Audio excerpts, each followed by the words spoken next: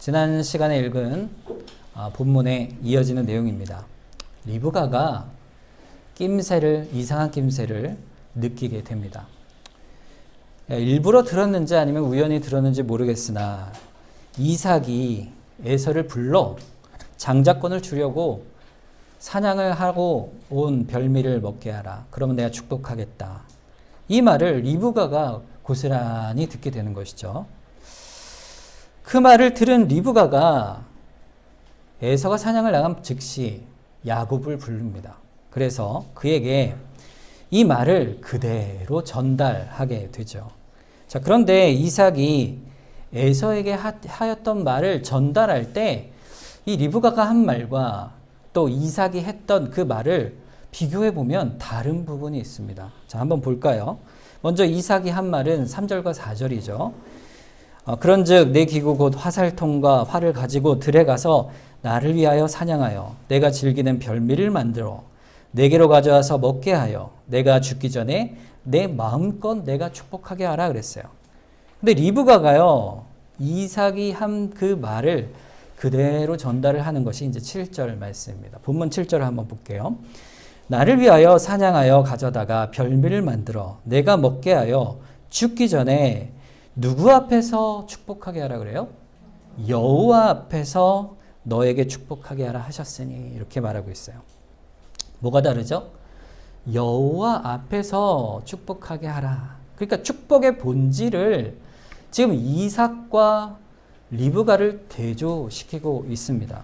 이삭은 내 마음껏 내가 축복하게 하라 이렇게 했는데, 리브가는 그 말을 전할 때 여호와 앞에서 내가 축복하게 하라 이렇게 바꾸어 말하고 있는 것이죠. 그러니까 즉 리브가는 지금 이삭이 에서에게 한 말, 이 축복을 아주 중요하게 여기고 있다는 사실을 보여주고 있습니다. 이삭이 에서에게 축복하겠다는 이 말이, 그 축복이 그냥 아버지가 자녀에게 하는 축복이 아니라 그 축복의 본질이 여호와 하나님의 그 축복임을 그 마음 깊이 리브가는 담고 있었음을 보여주고 있죠. 그러니까 영적 눈이 어두운 이삭과 또 그 영적인 축복을 불을 켜고 바라보는 리브가의 모습이, 관점이 완전히 대조를 이루고 있는 것이죠. 그러니까 리브가의 마음 깊이 어떤 생각을 갖고 있는지를 엿볼 수 있는 그런 부분이라 할 수 있습니다. 그러니까 리브가는요, 너무나도 강하게 마음속에 원하는 것이 있었던 거예요. 그게 뭘까요? 그 복을 누구에게 주길 원했던 것입니까? 큰아들 에서 아니죠. 누굽니까? 바로 야곱에게 이 축복이 임하여야 한다는, 하나님의 복이 야곱에게 임하여야 한다는 그러한 확신을 가지고 있었어요. 왜 그랬던 것이죠? 우리가 계속 살펴봤지만 복중에 있을 때, 두 아들이 복중에 있을 때 하나님이 계시를 주셨잖아요. 자, 창세기 25장 23절 말씀에 그렇잖아요. 두 민족이 내 복중부터 나누이리라. 이 민족이 저 민족보다 강하겠고 큰 자가 어린 자를 섬기리라. 결국 하나님께서 복중에 있을 때부터 하나님이 누구를 택하였다? 그들이 어떠하든 간에 하나님이 야곱을 그의 축복의 후사로, 장자로 세워주실 것을 리브가에게 말씀해 주신 것이죠. 그래서 리브가는 이 족장의 언약의 축복이 야곱에게 있음을 굳게 믿고 있었던 것이에요. 자, 그런데 지금 이삭의 그 말을 듣는 순간 리브가의 마음이 어떻겠어요? 남편이 도대체 영안이 어두워져서 답답해진 것이죠. 남편이 실수를 할까, 잘못을 행할까 조마조마한 거예요. 이 하나님의 약속을 그르칠까 걱정이 되는 것이죠. 자, 여러분, 이제 리브가와 야곱은 이 잘못된 일을 바로 잡아야 하는데 이 하나님의 계획을 어떻게 이룰 수 있을 것인가? 그걸 어떻게 이루어야 할 것인가? 이것이 오늘 본문을 보는 관점이라 할 수가 있습니다. 여러분, 리브가가 어떻게 행합니까? 오늘 본문은 8절에 야곱에게 이렇게 완전 명령을 하죠. 8절에 그런즉 내 아들아 내 말을 따라 내가 너에게 명령한 대로 말하고 있어요. 리브가의 마음이 어떻습니까? 항상 마음속에 야곱이 자랄 때부터 그 마음에 이 아이가 하나님의 후사임을 알고 키워왔던 것이죠. 그러니까 야곱한테 그 지극한 사랑으로 말하는 거예요. 내 아들아 말하면서. 그런데 그 다음 말이 뭐예요? 아주 다급하죠. 지금 상황이. 그 다급함 속에 분명하게 명령을 하는 거예요. 내 말을 따라 내가 명하는 것을 한치도 어긋남 없이 네가 따라야 할 것이다. 자, 그러자 야곱이 두려워합니다. 그랬더니 13절에 또 이렇게 말을 해요. 어머니가 그에게 이르되 내 아들아 너의 저주는 내게로 돌리리니 내 말만 따르고 가서 가져오라. 이렇게 말하죠. 내 말만 따라라. 너는 아무 걱정하지 말아라. 내가 다 저주까지 다 뒤집어 쓸 테니 너는 그저 내 말을 따라 복을 누리라. 이게 부모의 마음 아니겠습니까? 어머니가 사랑하는 아들이 복을 받기를 구하기를, 그것도 하나님이 약속한 복을 받기를 구하니 얼마나 그 목적이 분명하고 그 사랑하는 마음에 그 아들을 향한 뜨거운 마음이 있었겠어요. 야곱에게는 질문도 소용이 없는 거예요. 그냥 너는 내가 명한 대로 행하라 반복하여 리브가가 명령하는 것이죠.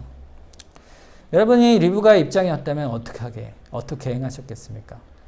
여기 어머님들이 많으신데 아들이 복을 받고 하나님의 복을 받아야 되는데 여러분 리브가라면 어떻게 하시겠어요?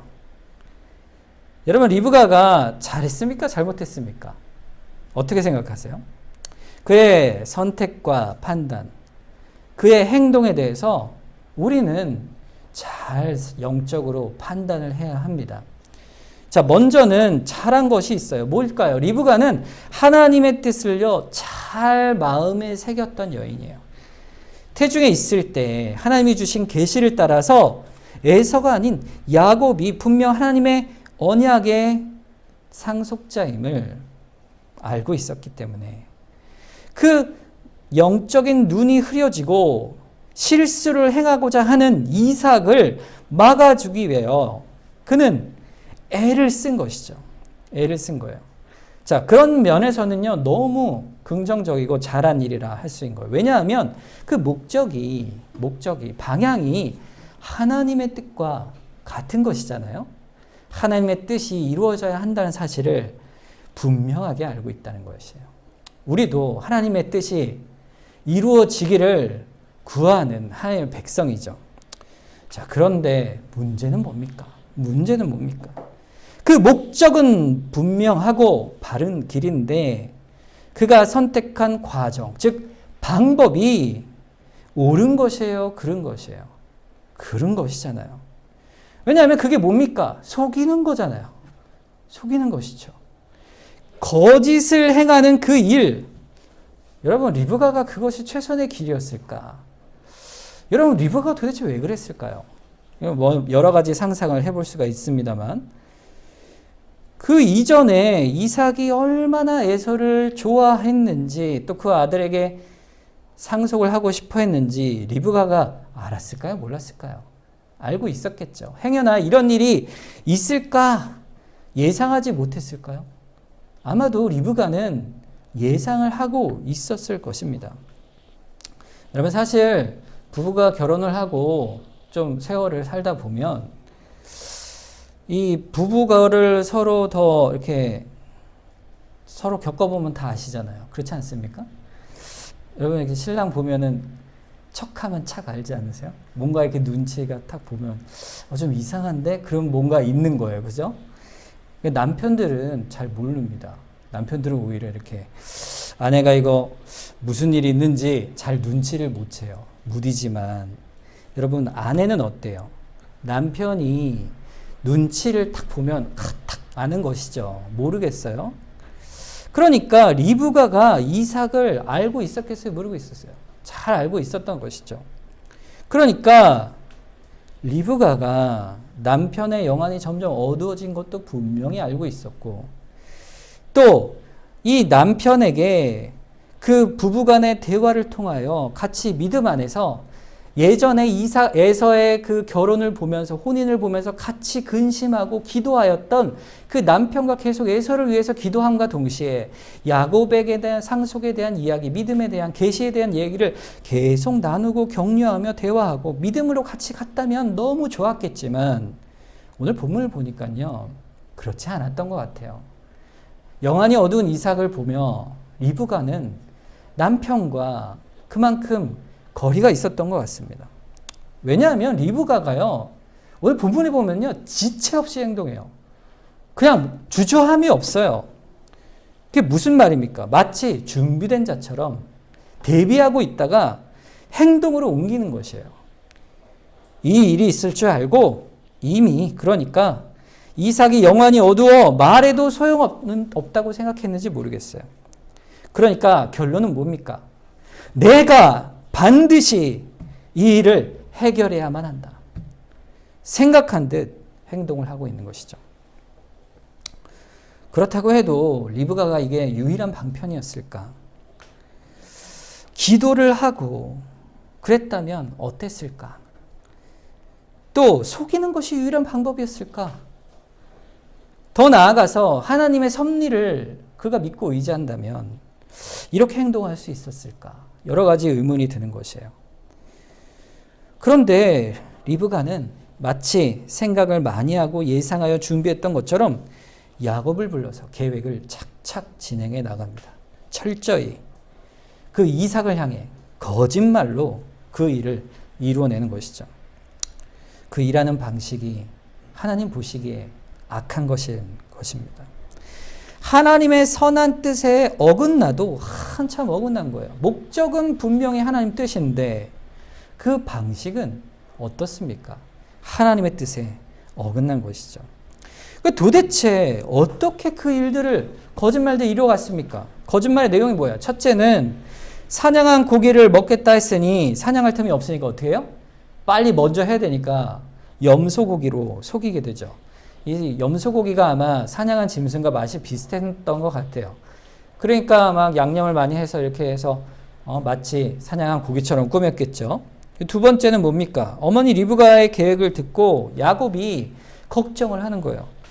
어머니, 제가 형처럼 꾸미려고 해도 저는 매끈매끈한 사람이고 형은 털이 많은 사람인데 어떻게 아버지를 속일 수가 있습니까? 그랬더니 뭘로 속이죠? 염소의 털을 목과 팔에, 손에 붙입니다. 그리고는 형의 냄새를 야곱의 냄새와 섞이지 않게 하기 위해 형의 좋은 옷을 입히게 되는 것이죠. 만반의 준비를 하는 거예요. 뭘 위해서? 거짓으로 속여 넘기기 위하여. 여러분, 거짓을 한번 행하고 나면요, 그 한 번의 거짓으로 끝나는 일은요 거의 없습니다.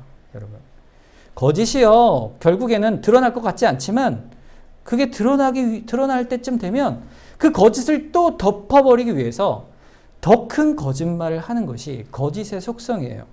그래서 거짓은 끊임없는 고리로 이어지게 됩니다.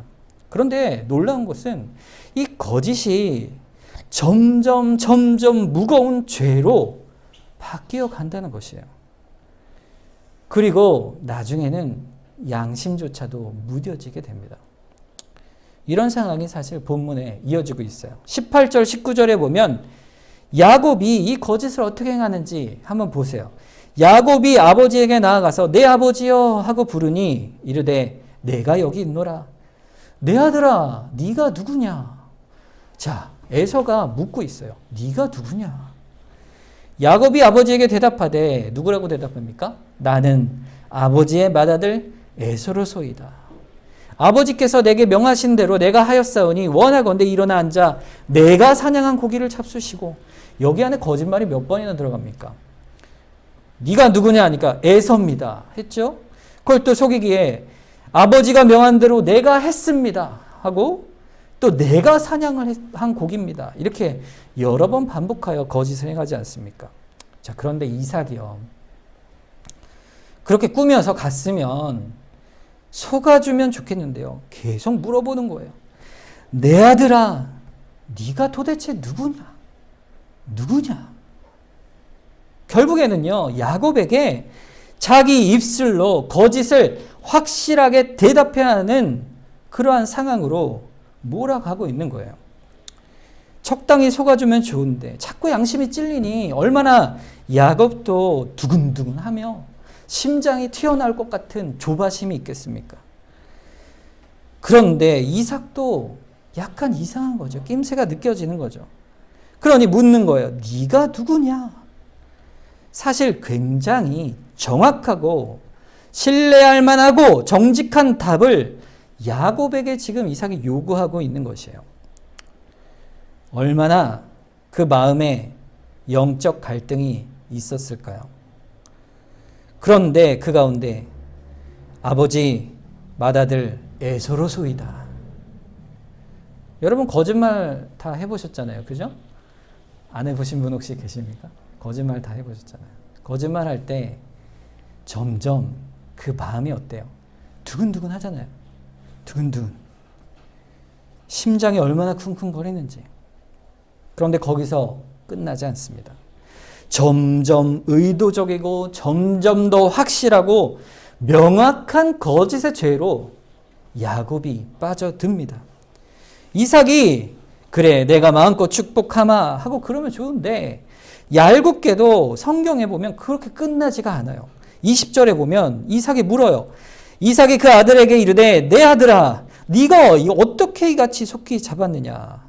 그러죠. 뭐라고 대답합니까? 그가 이르되 아버지의 하나님 여호와께서 나로 순조롭게 만나게 하셨음입니다.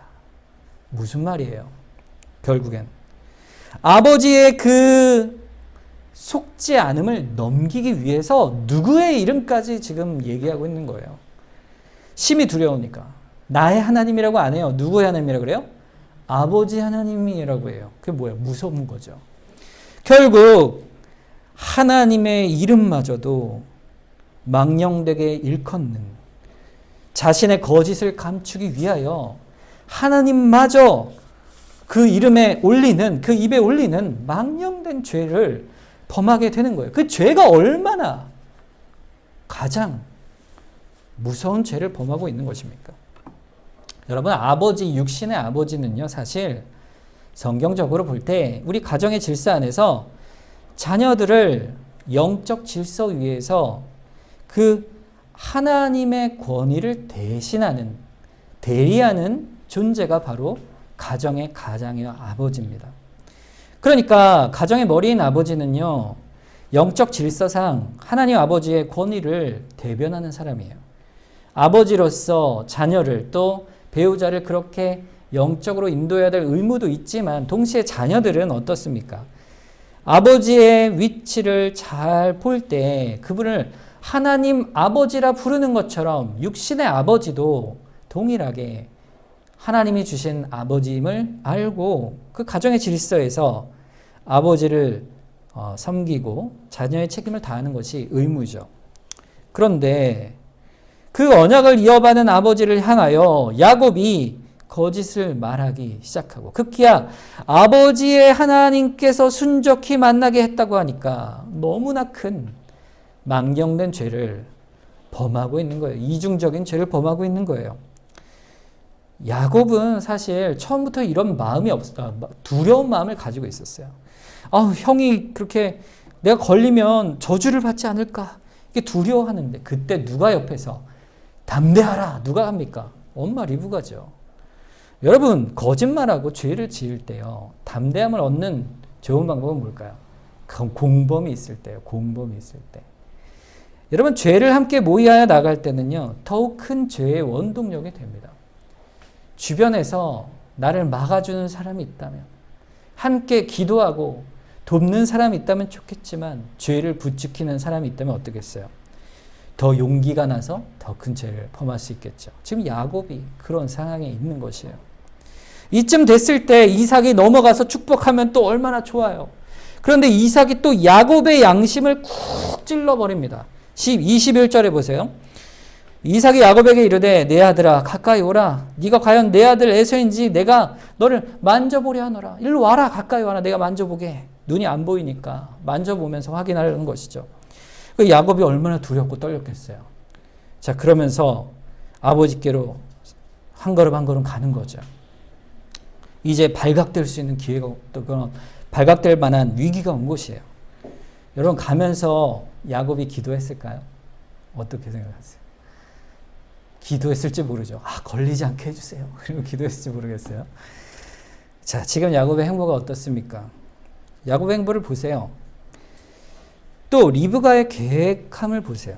하나님의 복을 그렇게 원하고 있지만 오히려 하나님 앞에서 얼마나 자신이 멀리 가고 있는가 그 모습을 보여주고 있는 것이죠. 하나님의 이름마저 들먹이고 아버지를 속이는 그 순간에 아버지 이삭이 내게로 가까이 오라. 과연 네가 내 아들 에서인지 아닌지 내가 너를 만져보겠다. 확인해 보겠다. 다시 처음에 했던 말을 돌아가는 거죠. 네가 누구냐? 묻는 거예요. 이삭은 계속 야곱에게 네가 누구냐? 물어보는 거예요. 너는 도대체 누구냐? 에서의 정체성을 야곱에게 확인하려는 것이죠. 그런데 사실 이 사건들 하나하나는요. 야곱에게 있어서는요. 내가 거짓말을 하였습니다. 회개할 수 있는 기회이기도 한 것입니다. 사실은 우리가 죄를 범할 때 하나님께서는 죄를 멈출 기회를 몇 번이고 주시는 거예요. 네가 도대체 누구냐? 하나님의 약속을 받은 네가 도대체 누구냐? 하나님의 자녀인 너는 도대체 누구냐? 멈추라, 돌이키라. 계속해서 기회를 몇 번이고 주시는 것이죠. 그런데 우리는 어떻습니까? 그 기회를 다 무시하는 거예요. 결국은 죄를 범하는 거예요. 하나님은 멈출 기회를 주시지만 스스로 부인하고 아니요, 이왕 여기까지 왔으니 끝까지 목적을 이룰 것이다 라는 그 욕심 때문에 끝까지 가서 큰 죄를 결국 범하게 되는 것입니다. 우리가 제3자 입장에서 볼 땐 참 미련해 보여요. 그렇지만 그게 그렇게 죽을 것 같이 그렇게 해야 될 일인가? 그런데 막상 그 죄에 있을 때는 죄에 있는 사람은 죄의 그 수렁에서 벗어나기가 너무나도 어려운 것이에요. 여러분 불행인지 다행인지 결국 이삭에 속습니다. 그 다음을 보세요. 속는데 이삭이 뭐라고 결론을 내려요. 끝까지 여지를 둬요. 22절을 보세요.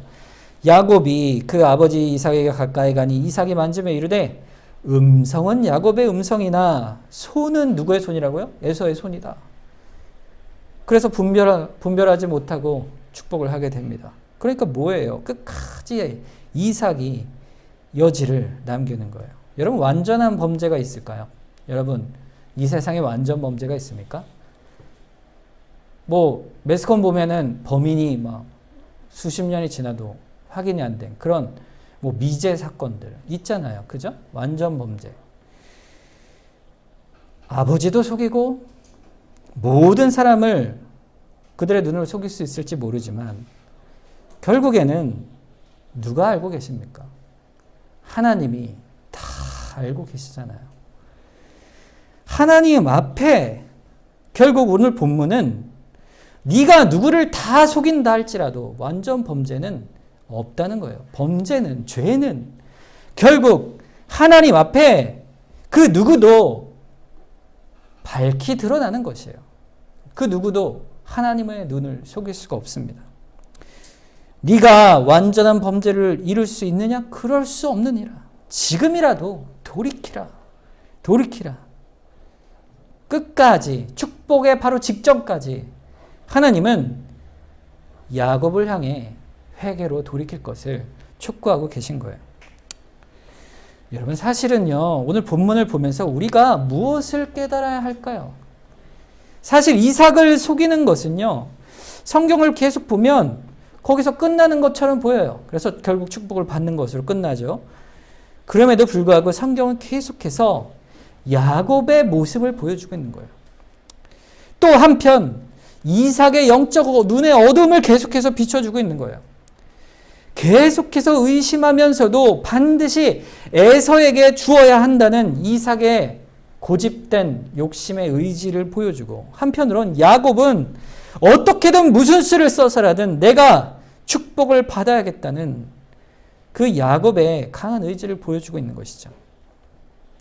영적인 어리석음과 외고집, 또 죄를 한 아버지 앞에서 거짓으로 범하면서도 결국 회개로 나아가지 않는 그 야곱의 죄로 치닫는 모습, 여러분, 더불어서 그 뒤에 있는 리브가가 죄인이라는 사실을 보여줌과 동시에 이미 하나님의 복을 타락하고 방탕하여 버린 에서의 모습까지 다 보여주고 있는 것이에요. 그러니까 이 가운데 그 누구 단 한 사람도 하나님 보실 때 의인은 없는 것이에요.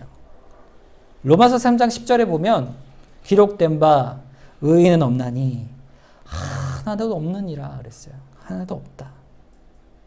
하나도 하나님 앞에 스스로 구원받을 만한 그러한 의인이 이 땅에는 없다. 다 하나님의 긍휼과 은혜와 자비 가운데에서도 망할 자의 모습만 보여주고 있는 것이죠. 여러분, 아브라함도 그랬고 이삭도 그랬고 야곱도 그렇습니다. 족장들마저 그렇습니다. 인간의 삶의 모습이 다 똑같아요. 여러분, 우리도 마찬가지예요. 신앙의 은혜를 받은 우리도 다 세밀히 보면 우리의 인생이 이와 같습니다. 여러분, 그러나 그런 가운데서도요, 오직 변하지 않는 분이 계세요. 그분이 누구십니까? 하나님이에요. 하나님은 그 어떤 죄인들 가운데서도요, 변치 않으시는 분이세요. 오래 참으시는 분이세요. 하나님은 오래 참으시고 택하신 백성을 향한 구원의 역사를 반드시 이루어 가십니다. 하나님의 놀라운 경륜으로 이루어 가심을 보여주세요. 로마서 3장에 이어서 23절, 24절에 보면 모든 사람이 죄를 범하였음에 하나님의 영광에 이르지 못하더니 그리스도 예수 안에 있는 속량으로 말미암아 하나님의 은혜로 값없이 의롭다 하심을 얻은 자가 되었다 선언하고 있어요. 하나님의 은혜, 그 값없이 주시는, 우리의 대가를 바라지 않고 우리가 죄인임에도 불구하고 우리를 사랑하고 택하셔서 그리스도 안에 의롭다 하시고 결국에는 끝까지 모든 죄인들을 가운데서 구원하여 내시는 그 하나님의 놀라운 작정과 섭리의 은혜를 말씀하고 있는 것입니다. 그 은혜가 우리에게 있는 것이죠. 그 은혜 때문에 아브라함도 이삭도 야곱도 그렇게 믿음의 길을 갈 수 있었던 것이에요. 하나님은 과연 어떻게 그 일들을 이루어 가실까요? 과연 하나님은 어떻게 아브라함에게 약속하신 복을 이루어 가시는가? 그것이 이제 성경에 있는 이들의 인생의 여정입니다. 하나님은요, 그것을 나타내 보이시며 결국에 이런 죄와 방식에도 불구하고 하나님이 작정하신 그 축복을 여전히 성취하여 가십니다. 그래서 그 축복을 결국 이삭이 야곱에게 붙게 되는 것이죠. 그 내용이요, 얼마나 놀라운 건지 몰라요. 27절 보세요. 그가 가까이 가서 그에게 입맞추니 아버지가 그의 옷에 향치를 맡고 그에게 축복하여 이르되 내 아들의 향치는 여호와께서 복 주신 밭의 향치로다. 여호와께서 주신 복의 밭이 뭘까요 도대체? 그게 어디예요? 바로 가나안 땅이죠. 하나님이 약속하신 그 땅, 가나안 땅을 복으로 주겠다. 그런데 그 가나안 땅은 결국 어디예요? 바로 하늘의 본향, 하나님 나라, 결국 구원의 복을 주시겠다는 약속이에요. 네가 비록 죄인일지라도 내가 택하여 복을 반드시 줄 것이니 그 복이 뭐라? 약속의 본향의 땅, 하나님의 나라요. 구원의 복을 반드시 얻을 것이라. 야곱이 받은 축복입니다. 28절 또 이어서 보게요. 하나님은 하늘의 이슬과 땅의 기름짐이며 풍성한 곡식과 포도주를 내게 주시길 원하노라. 풍요의 복을 약속하십니다. 이 복은 이 땅에서의 복뿐 아니라 이 땅을 살아갈 때도 또 죽는 그 순간뿐 아니라 어떠한 상황 속에서도 영적으로 하나님께서 붙드시는 그 하늘의 복, 그것을 하늘의 이슬이라, 생명을 얻는 그 물이죠. 그 메마른 땅은 9개월 정도 건기예요. 그래서 그동안은 물에 비가 없어요. 그럼 어떻게 식물이 자랍니까? 그 기온차, 지중해에서 불어오는 습한 바람과 그 기온차 때문에 새벽에 이슬이 맺히는 거예요. 그 이슬 때문에 모든 풀이 자라고 그 풀을 먹고 짐승이 자라고 또 사람이 먹고 사는 것이죠. 그것이 바로 생명의 물이었어요. 하나님이 그 생명을, 영적인 풍요를 주시겠다. 29절에 만민이 너를 섬기고 열국이 내게 굴복하리니 네가 형제들의 주가 되고 너의 어머니의 아들들이 네게 굴복하며 너를 저주하는 자는 저주를 받고 너를 축복하는 자는 복을 받기를 원하노라. 아브라함에게 12장에 주신 복이잖아요. 결국엔 하나님이 아브라함에게 약속하신 복을 그대로 누구에게 주시겠다? 야곱에게 주시겠다. 끝내 하나님이 작정하신 그 뜻대로 야곱에게 주실 복을 선언하시는 것입니다. 결국 아브라함의 하나님, 이삭의 하나님, 야곱의 하나님으로 서시는 것이죠. 이것이 오늘의 본문의 내용입니다. 우리에게 주시는 교훈이 도대체 뭘까? 과연 리브가는 잘했습니까? 야곱은 잘한 것인가? 우리는 계속 이렇게 돌아봤는데 여러분 이렇게 말할 수 있을지 모르겠어요. 결과적으로 그럼 잘된 거 아닙니까? 어떻게 방법이야 어쨌든 간에 하나님이 약속한 대로 그냥 작정하셨으니까 결국에는 야곱이 복을 받았잖아요. 그렇죠? 그러니까 하나님이 작정한 대로 이루어졌으니까 결과적으로는 참 잘된 일이다. 이렇게 우리가 생각할 수 있지 않겠어요? 그런데 여러분 이것을 생각하기 전에 우리는 먼저 분명히 알아야 할 사실이 있어요. 여러분 하나님은요 작정하시고 또 섭리하시는 하나님이세요. 하나님이 작정하신 뜻을 실행해 가시는 하나님의 그 방식이 바로 섭리죠. 하나님의 작정하신 그 뜻을 역사 속에서 시간과 공간을 정하신 때에 하나님이 정하신 방식대로 그것을 이루어 가시는 그 방식이 우리에게는 섭리라고 말하는 것입니다.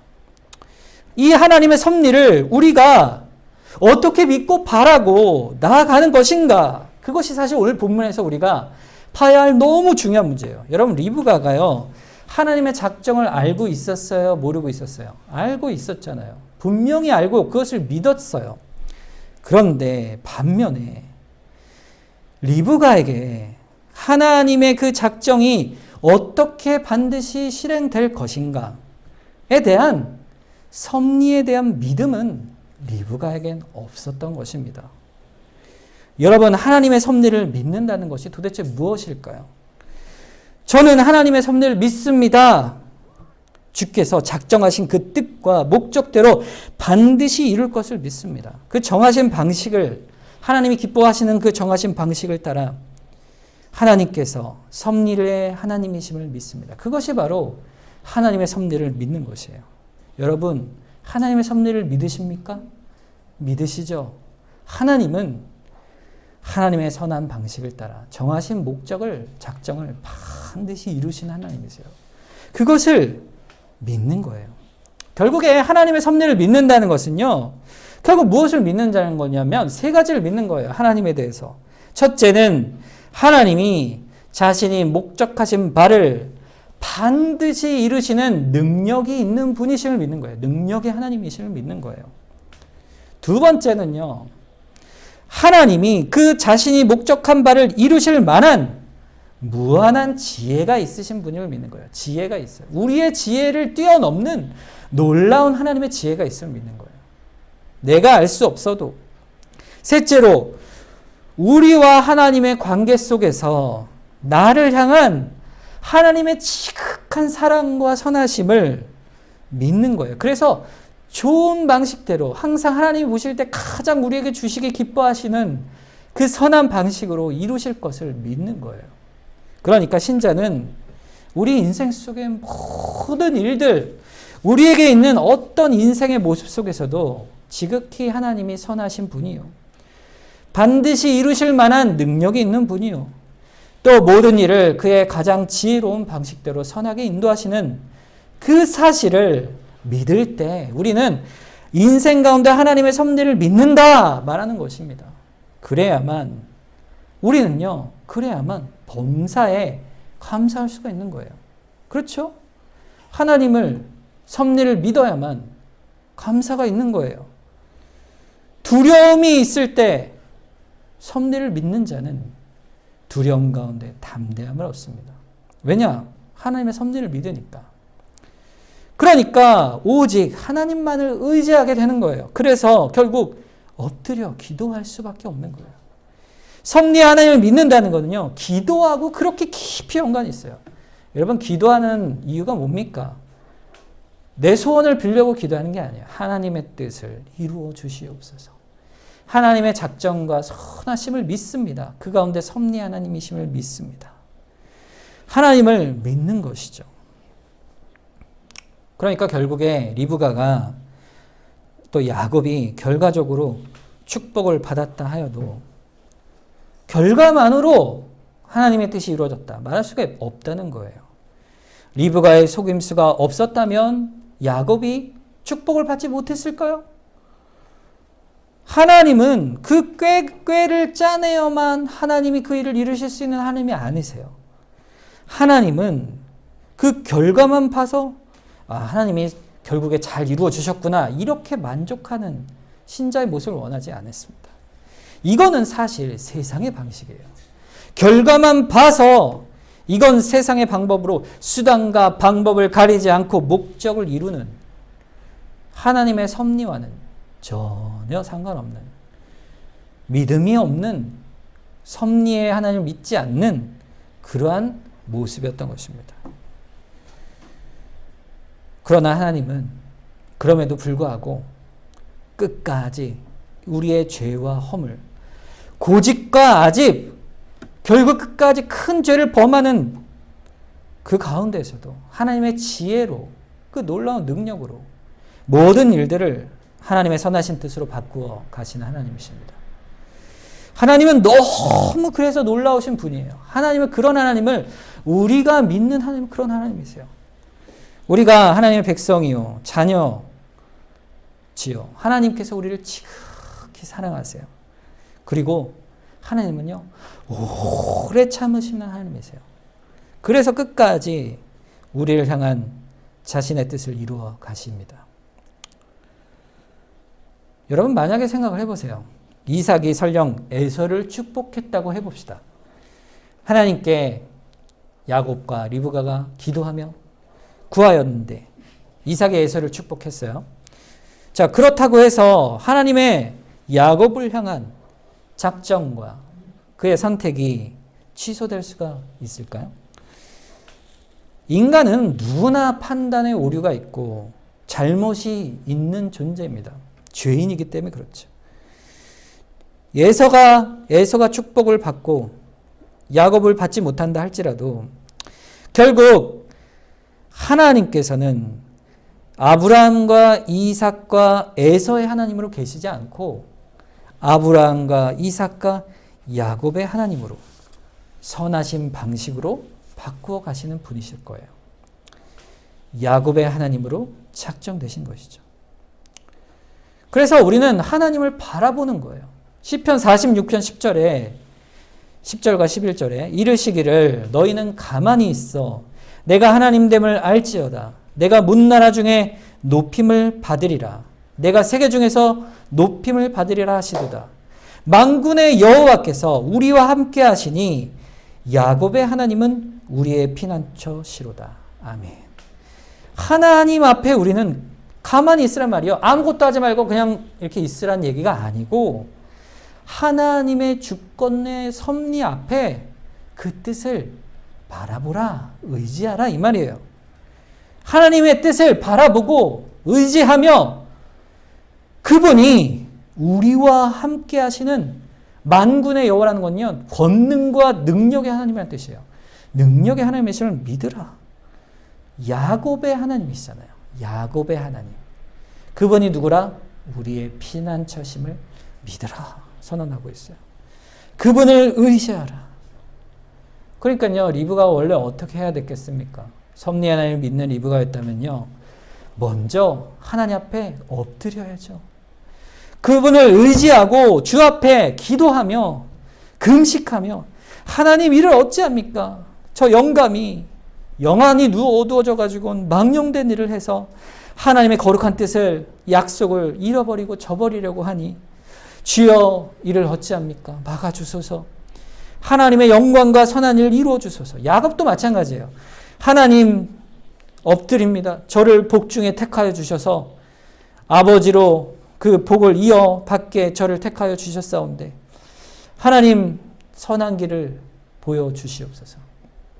인도하여 주시옵소서. 주여 우리가 무엇을 해야 합니까? 물어야 되지 않겠어요? 여러분 기도할 때요, 우리가 세 가지를 물어야 돼요. 무엇을 해야 합니까 하나님? 어떻게 해야 합니까 하나님? 지금 할까요? 언제 할까요? 구체적으로 물어보세요. 하나님께서 우리에게 지혜를 주십니다. 내 내면 안에 하나님의 섭리를 의지하고 있는가? 항상 내면을 돌아보면서 이 세 가지를 구해 나가는 것이죠. 그럴 때 하나님은 우리를 붙들어 주시고 세워 주시는 거예요. 하나님의 섭리를 믿는다는 건요, 인간의 노력이 필요 없다는 말이 아니에요. 그러나 인간의 노력이 하나님의 섭리를 믿고 그 섭리대로 이루어 가실 것을 바라보면서 인간의 편에서 노력해야 하는 것이에요, 사실은. 하나님의 섭리를 바라보고 그 항상 무엇을 해야 합니까? 항상 어떻게 해야 합니까? 그걸 언제 해 나갈까요? 하나님의 기쁘신 뜻을 생각하며 묵상하며 기도하며 주님의 말씀 앞에서 예! 하고 순종하면서 반응해 가는 거예요. 그렇지 않으면요, 다 리브가와 야곱처럼 허물이 되고 부끄러움이 되고 결국에 무너지고 마는 것입니다. 그래서 주님께서 우리에게 기도를 가르쳐 주셨잖아요. 하늘에 계신 우리 아버지여, 이름이 거룩히 여김을 받으시오며 나라가 임하시오며 뜻이 하늘에서 이루어진 것 같이 이 땅에, 바로 우리 사는 이곳에 이루어지이다. 주님을 바라는 섭리에 대한, 하나님의 뜻에 대한 간구예요. 주의 뜻이 우리에게 이루어지길 구하는 것.